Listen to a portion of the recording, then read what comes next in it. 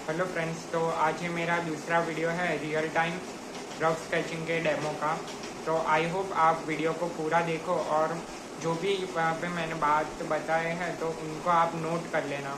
इससे क्या होगा, जब आप नोट्स बनाओगे तब वो आपको लंबे समय तक याद रहेगा और आपको क्विक एक रिवीजन करने को मिल जाएगा।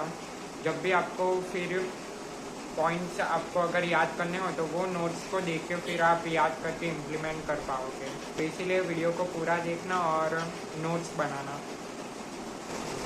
तो यहाँ पे मैंने लिया है स्टिल लाइफ का इमेज और आप देख सकते हो कि मैं यहाँ पे सिर्फ लाइंस की मदद से पूरा इसको पहले ओवरऑल मैं प्रपोर्शन बनाऊँगा। तो छोटी छोटी और बड़ी लाइन से मैं यहाँ पे खींच रहा हूँ। जहाँ पे भी मुझे लगता है कि ये बड़ी लाइंस में कवर होगा सब्जेक्ट मैटर, तो वहाँ पे बड़ी लाइंस खींच रहा हूँ। जैसे साइड में आप देख सकते हो होटल के साइड में बड़ी लाइन खींची। अब यहाँ पे थोड़ा छोटी लाइन खींची, यहाँ पे बीच में थोड़ी, और दोनों ऊपर और नीचे के हिस्से में छोटी लाइन खींचा है मैंने।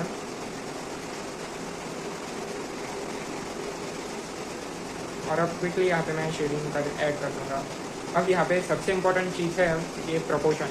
जैसा कि मैंने यहाँ पे लाइंस खींची है, जो बाहरी आउटलाइन आप यहाँ पे देख सकते हो, ये जो आउटलाइन बन गई है, तब यहाँ पे ये चीज़ सबसे इम्पोर्टेंट है। अगर ये आउटलाइन, इसको हम प्रोपोर्शन बोलते हैं कि मेजरमेंट की सही माप लेना। अगर ये चीज़ गलत बन गई प्रोपोर्शन, तो फिर आप उसके ऊपर शेडिंग ऐड करोगे तब भी वो अच्छा नहीं दिखेगा, क्योंकि उसकी बनावट ही गलत हो गई, उसकी जो मेजरमेंट हो गई वही गलत हो गई। अब आप एक एग्जांपल समझो यहाँ पे कि अगर यहाँ पे मतलब समझो कि मेरे हाथ है और आपके भी हाथ है, मतलब इस हाथों का एग्जांपल ले लो। तो हमें पता है इसकी एक बाउंड्री है, एक बाउंड्री के अंदर ये फिक्स है कि 5 उंगलियाँ है तो 5 उंगलियों की एक साइज़ है, एक लेंथ है कि ये इतनी बड़ी है, सबसे बड़ी उंगली मिडल वाली है, सबसे छोटी उंगली लास्ट वाली है, और थंब हमारा साइज़ में थोड़ा बड़ा है, ब्रेथ में थोड़ा बड़ा है। तो इसी तरह ये एक जनरल मेजरमेंट हो गया, जनरल प्रोपोर्शन हो गया। मान लो अगर पहली उंगली छत जितनी लंबी हो गई, दूसरी उंगली बहुत छोटी हो गई, और ऐसे करके बनावट अगर होती तो वो कैसा दिखता, और पूरा हमारा हाथ का प्रोपोर्शन अलग होता। तो ये सोचो, इसका एग्जांपल लेके देखो कि ये प्रोपोर्शन इसीलिए इम्पोर्टेंट है कि एक फिक्स साइज़ और एक फिक्स बाउंड्री होती है जिसके अंदर हमें चीज़ों को बनाना होता है। अब यहाँ पे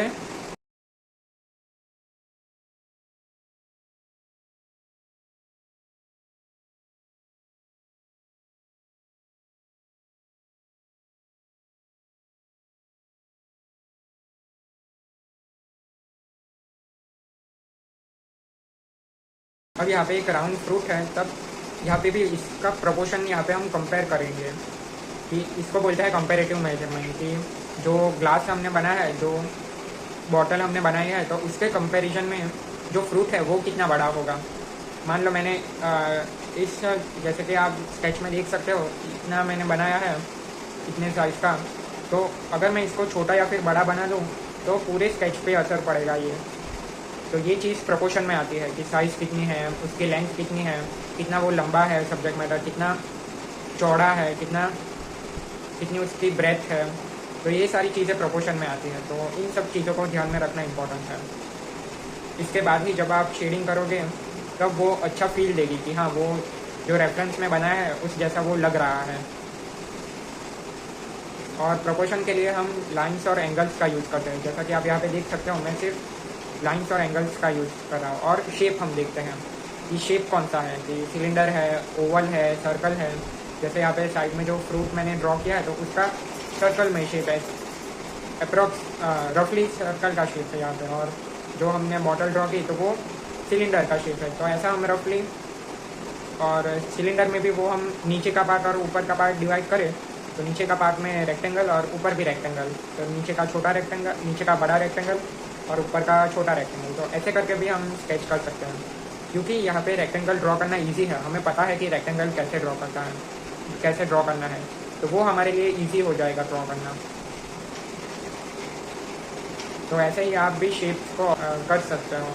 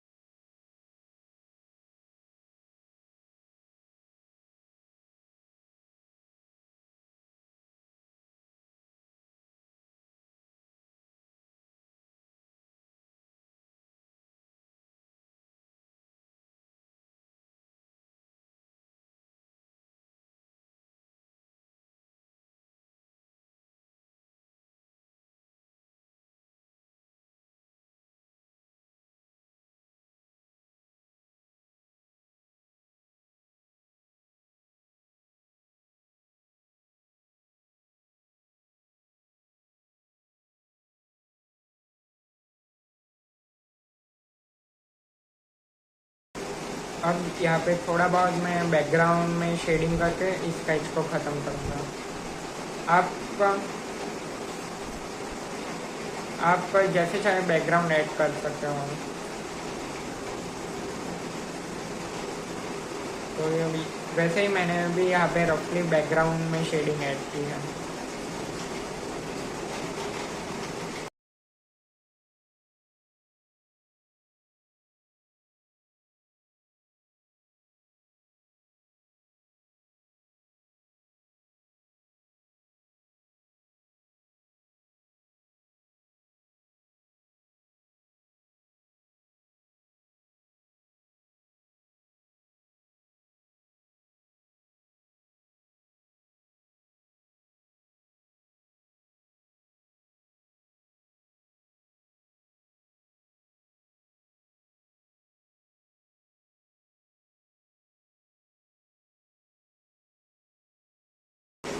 अब दूसरे स्केच में भी आप देख सकते हो कि मैंने पहले प्रोपोर्शन से शुरुआत की है कि पहले मैंने आउटलाइन बनाई है, मतलब इसको एक ओवल शेप दिया है ऊपर से और थोड़ा कर्व ऐड करके और लाइंस ऐड करके मैंने ये एक शेप बनाया है।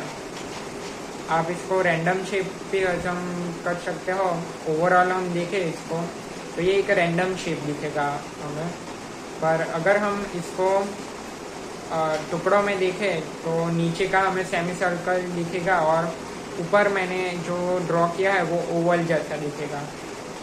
और अब यहाँ पे जो ऊपर में फ्रूट ड्रॉ कर रहा हूँ तो वो उसमें आप रफली सर्कल का शेप ले सकते हो, अज्यूम कर सकते हो। और जब वो अज्यूम करके हम ड्रॉ करते हैं तब वो इजीली बन जाता है और अच्छा भी दिखता है।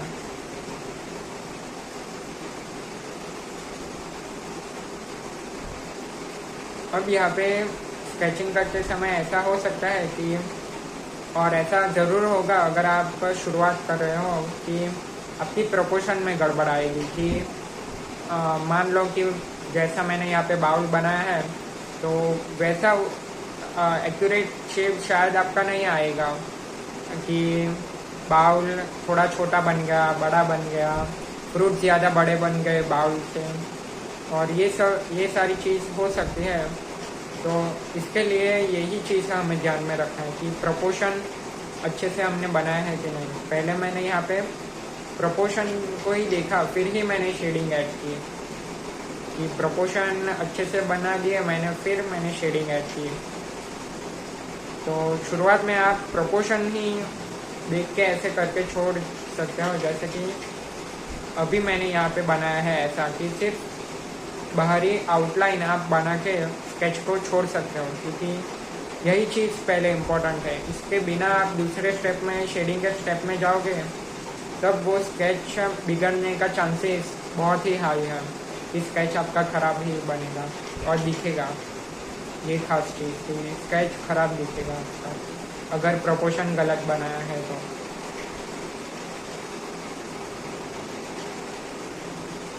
अब रफली मैं यहाँ पे शेडिंग कर रहा हूँ, लाइट और डार्क को थोड़ा बहुत ध्यान में रखते हैं। अब पेंसिल मैंने यहाँ पे आउटलाइन की ली है, आउटलाइन की 10B पेंसिल।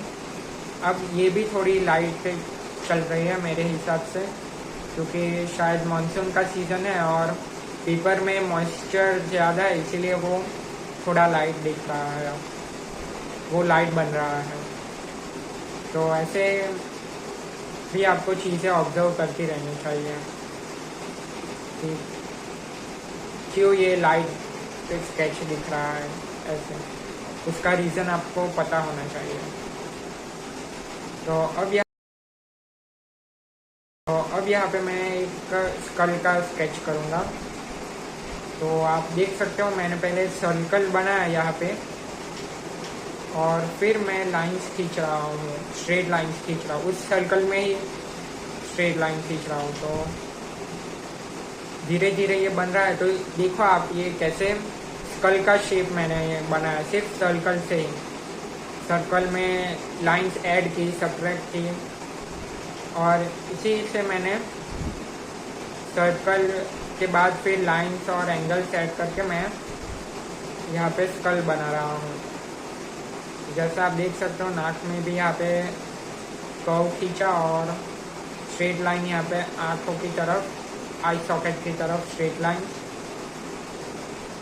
तो इसी तरह सिर्फ स्ट्रेट लाइन से ही आप इजीली प्रोपोर्शन को अच्छे से आप बना पाओगे, ला पाओगे अपने स्केच में। लाइन्स, एंगल्स और कर्व्स और शेप्स, ये बस 3-4 चीज़ें देखनी है प्रोपोर्शन में, और फिर आपका स्केच में वो प्रोपोर्शन अच्छे से बनेगा। लाइंस के मदद से, एंगल्स की मदद से, शेप्स की मदद से और स्ट्रेट लाइंस की मदद से। तो ये बस 3-4 चीज़ें हैं जिससे आप अच्छे से प्रोपोर्शन को बना पाओगे। अब यहाँ पे एक चीज़ भी बहुत मैटर करती है कि आप इनको कितनी बार प्रैक्टिस करते हो। मान लो कोई है तो वो उसने जो ऐसे मैंने जैसे प्रोपोर्शन करके बताया, तो कोई होगा कि उसने सिर्फ 5-6 बार प्रोपोर्शन की प्रैक्टिस की, ऐसे 5-6 बार ऐसे ओवरऑल लाइंस और एंगल्स में सिंप्लीफाई किया, पर उसको रिजल्ट नहीं दिखा और वो कह रहा है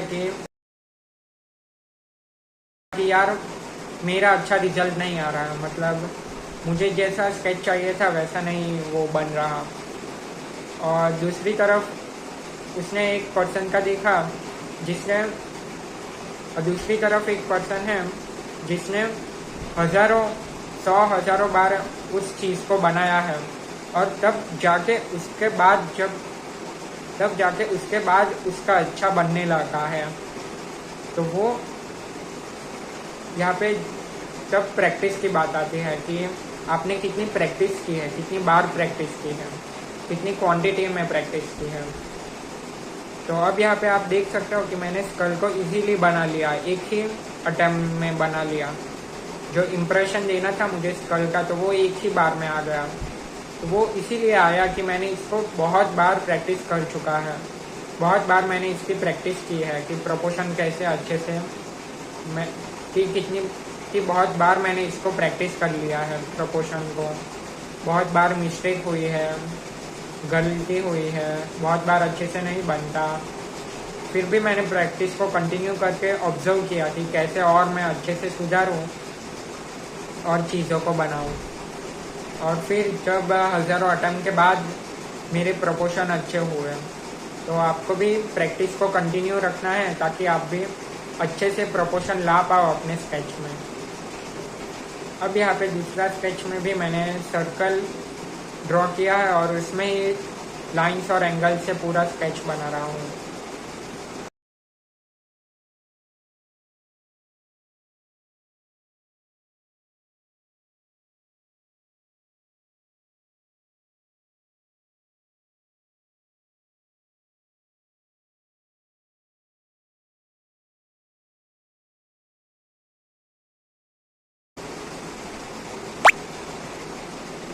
पहले बाहरी आउटलाइन बनाई, फिर अब स्कल के जो अंदर का हिस्सा है उसको बना रहा हूँ। जैसे आई सॉकेट के लिए, जैसे आई सॉकेट और नोज का पार्ट है, तो पहले हमें ओवरऑल बनाना है और फिर हमें छोटे छोटे लाइंस में उसको कन्वर्ट करना है, जैसे कि मैंने यहाँ पे किया है।